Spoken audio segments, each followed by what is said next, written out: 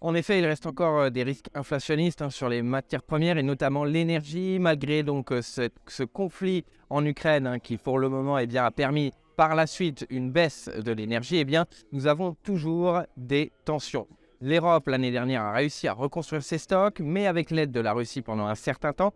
Par la suite, nous aurons bien entendu toute une année des stocks à reconstruire sans la Russie durant toute l'année. Et donc, des risques inflationnistes sur le gaz, bien entendu, avec l'Europe qui va reconstruire ses stocks, mais également avec le pétrole, puisque récemment, l'OPEP+ a décidé de baisser sa production de barils. En revanche, pourquoi l'OPEP a baissé cette production de barils? Probablement parce qu'il y a des craintes sur l'économie mondiale. Et donc, d'un côté, nous avons à moyen long terme un risque inflationniste, mais à court terme, nous pourrions voir un retour en arrière, peut-être du fait justement de ce ralentissement économique.